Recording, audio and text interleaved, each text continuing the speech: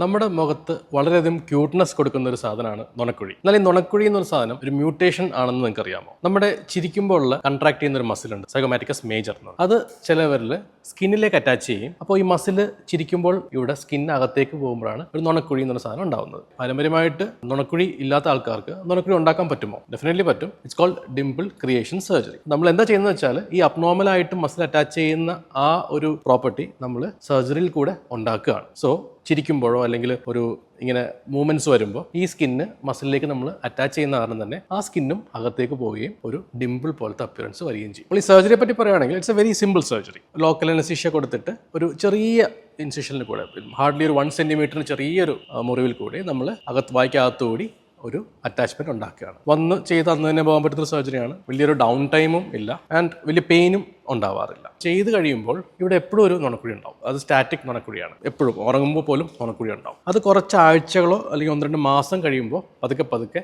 അത് ഡിക്രീസ് ചെയ്യുകയും എന്നിട്ട് ഒരു ഡൈനാമിക് ഡിംപിളായി മാറും. ഡൈനാമിക് ഡിംപിൾ എന്ന് പറഞ്ഞാൽ നമ്മൾ ചിരിക്കുമ്പോഴോ അല്ലെങ്കിൽ എന്തെങ്കിലും ഇമോഷൻസ് വരുമ്പോൾ മാത്രം വരുന്ന ഒരു നാച്ചുറൽ നുണക്കുഴിയായിട്ട് മാറുകയാണ് ചെയ്യുന്നത്.